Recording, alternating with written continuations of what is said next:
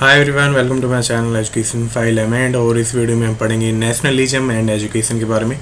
तो ये particular topic है एमएड के historical, political and economical foundations of education में, यूनिट 3 में, एमडीयू के अंदर। तो जल्दी से देखते हैं इस वीडियो के बारे में। देखो, तो बेसिकली सबसे पहले अगर ये क्वेश्चन आए तो लिख देना नेशनलिज्म की डेफिनेशन या नेशनलिज्म होता क्या है। तो बेसिकली नेशनलिज्म को कैसे डिफाइन किया गया है कि ये क्या है, एक फीलिंग है लव की एंड प्राइड की, किसके लिए, अपनी कंट्री के लिए। ठीक है, नेशनलिज्म एक तरह का बॉन्ड है जो कि सभी को बाइंड करता है, सभी को आपस में मिला के रखता है, चाहे वो सोसाइटी हो, एजुकेशन हो, साइंस हो, टेक्नोलॉजी हो, एम्प्लॉयमेंट हो, या कोई भी ऐसी चीज़ हो। सभी अलग अलग हैं, सभी का सेक्टर अलग अलग है, लेकिन सभी चीज़ें आपस में लिंक हैं एक बॉन्ड से, जिसको नेशनलिज्म कह सकते हैं, या राष्ट्र भक्ति या राष्ट्र एकता कह सकते हैं, या राष्ट्र के लिए प्रेम कह सकते हैं। ठीक है, तो बेसिकली नेशनलिज्म और क्या है कि नेशनलिज्म एक फीलिंग है, भावना है, जिसके ज़रिए सभी लोग एक बिग फैमिली की तरह रहते हैं किसी भी देश में, और एक कॉमन नेशनल गोल्स और ऑब्जेक्टिव्स की तरफ आगे बढ़ते हैं। ठीक है, ऐसा नहीं होता कि आप इंडिविजुअली कहीं और चले जाओगे या आप कहीं और चले जाओगे। इंडिविजुअली काम करते हुए भी सभी का जो एम है वो क्या है, नेशनल डेवलपमेंट के लिए होता है, चाहे डायरेक्टली चाहे इनडायरेक्टली। ठीक है, तो यही नेशनलिज्म है। आपको अलग अलग लैंग्वेज में, अगर आपको अपनी लैंग्वेज में डिफाइन करना है तो आप कर देना। तो बेसिकली देन रोल आता है शिक्षा का। तो शिक्षा को क्या माना जाता है, सभी जो भी प्रॉब्लम है या सभी तरह की सक्सेस के लिए की मानी जाती है। और शिक्षा सभी क्षेत्र से, सब जो भी किसी भी नेशन में हो सकते हैं, चाहे वो कोई भी सेक्टर हो, सभी सेक्टर से एजुकेशन क्या है, लिंक है। चाहे वो ओवरऑल डेवलपमेंट की बात हो नेशन की, और ओवरऑल डेवलपमेंट कब होगी, जब सोसाइटी की डेवलपमेंट होगी, और जब सोसाइटी की डेवलपमेंट कब होगी, जब इंडिविजुअल्स की डेवलपमेंट होगी। ठीक है, तो इंडिविजुअली आपस में मतलब खुद में ही डेवलप करेंगे, देन सभी इंडिविजुअल सोसाइटी का पार्ट है ना। तो ओवरऑल सोसाइटी डेवलप होगी, और जब सोसाइटी डेवलप होगी तो अपने आप जो कंट्री है, जो नेशन है, वो अपने आप डेवलप हो जाएगा। और इसके लिए क्या चाहिए, प्रॉपर एजुकेशन चाहिए। और एजुकेशन पहले से ही यही काम करता आ रहा है, किसी भी देश की तरक्की में शिक्षा का ही आता है। तो हमारी कंट्री को 75 ईयर्स हो गए हैं, आज़ादी मिले, इंडिपेंडेंस मिले, और शिक्षा का सबसे बड़ा रोल है डेवलपमेंट में। ठीक है, चाहे वो कोई भी सेक्टर हो, साइंस, टेक्नोलॉजी, स्पेस, या जो भी सॉफ्टवेयर है ना, एग्रीकल्चर, तो जितने भी सेक्टर्स हैं सभी के पीछे हाथ है एजुकेशन का। इसीलिए एजुकेशन ही ऐसा टूल है जिसके ज़रिए हम सभी क्षेत्र में सुधार ला सकते हैं, और एजुकेशन के ज़रिए ही हम नेशनलिज्म को और ज़्यादा एनहेंस कर सकते हैं। नेशनलिज्म ही कंट्रीब्यूट करता है डेवलपमेंट की कंट्री के लिए। ठीक है, तो आपको जैसे भी लिखना है लिख सकते हो। तो हमारी कंट्री में क्या है, अलग अलग राज्य हैं, अलग अलग भाषाएं हैं, अलग अलग बोली है, कल्चर है, सोसाइटीज है, लेकिन still we are one, we are Indians. तो नेशनलिज्म को अगर एनहेंस करना है तो उसके लिए सबसे ज़रूरी है नेशनल इंटीग्रेशन या राष्ट्रीय एकीकरण। तो नेशनल इंटीग्रेशन क्या है, बेसिकली इसको कहते हैं कि अवेयरनेस लाना, एक कॉमन आइडेंटिटी क्रिएट करने के लिए जो भी कंट्री के सिटीजन्स हैं उनमें। ठीक है, तो इसमें होता क्या है कि हमारी बेसिकली कास्ट अलग है, रिलीजन अलग है, लैंग्वेजेस अलग हैं, लेकिन वी आर ऑल वन। यही है नेशनल इंटीग्रेशन या राष्ट्रीय एकीकरण। मतलब भिन्नता होते हुए भी हम सभी एक हैं। हम इंडिया वैसे भी क्या है, बहुत ही ज़्यादा डाइवर्स है, बहुत ही ज़्यादा रिलीजन्स हैं, लैंग्वेज हैं, स्टेट है, कास्ट है, लेकिन वी आर यूनाइटेड। और इंडिया के लिए क्या कहते हैं कि यूनिटी इन डाइवर्सिटी, कि भिन्नता होते हुए भी सभी एक हैं। और नेशनल इंटीग्रेशन क्या है, फीलिंग ऑफ वननेस। तो नेशनल इंटीग्रेशन क्या क्या हो सकती है, religious integration, economical integration, social integration, language integration, cultural integration and emotional integration. सभी तरह के इंटीग्रेशन को मिला के क्या है, नेशनल इंटीग्रेशन। ये सभी मतलब पार्टिसिपेट करती हैं नेशनल इंटीग्रेशन को और ज़्यादा मजबूत करने में।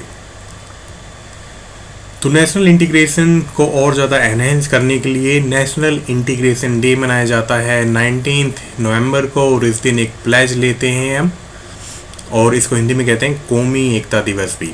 तो प्लेज क्या है? प्लेज ये है कि आई solemnly pledge to work with dedication to preserve and strengthen the freedom and integrity of the nation. I further affirm that I shall never resort to violence and that all differences and dispute related to religion, language, region or other political or economic grievance should be settled by peaceful and constitutional means. ठीक है, अगर आपको हिंदी में लिखना है तो लिख सकते हो, इंग्लिश में लिखना हो तो आप लिख सकते हो, लेकिन बहुत ही ज़्यादा लेंथी हो जाता है तो याद करना थोड़ा टफ हो जाएगा। तो जो भी इंपॉर्टेंट पॉइंट है ना, पीसफुल, कॉन्स्टिट्यूशनल मीन, मतलब जो भी दिक्कत होती है तो उसको हम पीसफुली और जो भी कॉन्स्टिट्यूशन के अंदर रूल्स हैं उसके ज़रिए ही ठीक करेंगे या सुधारेंगे, उनका फैसला करेंगे, और जो भी है डेडिकेशन के साथ काम करेंगे ताकि कंट्री की फ्रीडम और इंटीग्रिटी बनी रहे। तो आपको जैसे लिखना लिख सकते हो।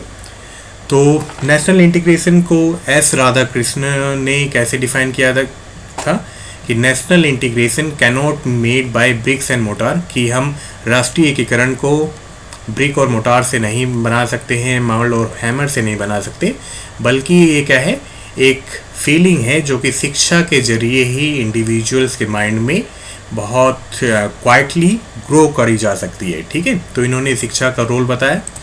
देन डॉर्थी सिम्पसन, इन्होंने नेशनल इंटीग्रेशन को कहा कि ये क्या है, क्रिएटिंग ए मेंटल आउटलुक, किसके लिए, ताकि सभी पर्सन्स को हम इंस्पायर कर सकें, लॉयल्टी के लिए, ताकि उनको मतलब कंट्री के लिए लॉयल्टी हो, अपनी ग्रुप लॉयल्टी से ऊपर आके वो देश के लिए काम करें, उसके वेलफेयर के लिए काम करें, और जो भी नैरो सेक्रेटेरियन इंटरेस्ट है उनको छोड़ दें।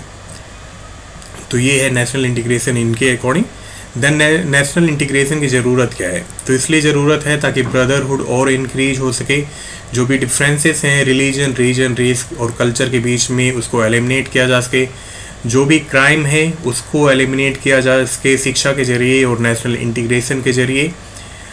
और जब हम यूनाइटेड होते हैं तो हम और ज़्यादा डेवलप होते हैं, ग्रो होते हैं तेज़ी से। यूनिटी लाई जा सके लोगों में, डेमोक्रेटिक वैल्यूज़ को और ज़्यादा एनहेंस किया जा सके, लोगों को जो भी कॉन्स्टिट्यूशन के रूल्स हैं, रेगुलेशंस हैं, जो भी लॉ के द्वारा, उसको मानना चाहिए। जब लोग ये सभी चीज़ें मानेंगे तब भी नेशनल इंटीग्रेशन एनहेंस होगा, है ना, वरना सभी लोग अपने अकॉर्डिंग कुछ करते रहेंगे तो उससे नेशनल इंटीग्रेशन थोड़ी ना आएगा।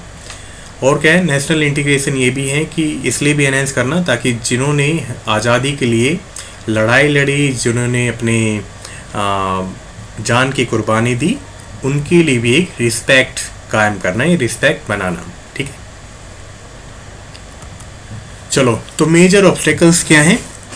कास्टिज्म है, लिंग्विज्म है। कास्टिज्म मतलब बहुत सारी कास्ट हैं, उसके बेस पे भी नेशनल इंटीग्रेशन नहीं आ जाता। लैंग्वेज के बेस पे हम लड़ते रहते हैं। कम्युनलिज्म है, प्रोविंशियलिज्म है, मतलब अलग अलग रीजन के लोग हैं ना, कि मेरा ये रीजन है, मेरा ये रीजन है, उस पर भी लड़ते रहते हैं। पॉलिटिकल पार्टीज हैं अलग अलग, कास्ट के बेस पे, रिलीजन के बेस पे, वो भी नेशनल इंटीग्रेशन में एक बाधा है। इकोनॉमिक डिफरेंसेस हैं, अमीर गरीब है ना, तो उससे भी नेशनल इंटीग्रेशन क्रिएट नहीं हो पाती है। ओके, बाकी आपको जैसे भी लिखना है आप उसको थोड़ा एक्सपेंड करके भी लिख सकते हो एज पर मार्क्स, कि कितने मार्क्स का क्वेश्चन है। चलो, देन बात आती है अब शिक्षा कैसे नेशनल इंटीग्रेशन को एनहेंस कर सकती है या नेशनलिज्म को और ज़्यादा बढ़ा सकती है। तो शिक्षा में आपने देखा ही होगा कि शिक्षा में हमारे कोर्स में नहीं भी होता, लेकिन हम सोशल इशूज पढ़ते हैं फिर भी। तो उसका बेसिकली मकसद यही है कि सोशल इशूज को पढ़ के उन सभी का हम प्रैक्टिकल सॉल्यूशन ला सकें शिक्षा के थ्रू। ठीक है, जैसे जेंडर इशूज पढ़ते हैं, इकोनॉमिक डिफरेंसेस पढ़ते हैं, और ये भी पढ़ते हैं कि कैसे इनको एलिमिनेट किया जाए। एजुकेशन के ज़रिए हम अवेयरनेस ला सकते हैं, जागरूकता ला सकते हैं regarding social issues, social problems. Education के ज़रिए ही हम जो भी कल्चरल एंड सोशल हेरिटेज है देश का, उसको आगे बढ़ा सकते हैं। अगर ये आगे नहीं बढ़ेगी तो जो नई जनरेशन है वो पुरानी चीज़ें भूलती चली जाएगी देश के बारे में जो भी है। तो ये भी काम करती है शिक्षा।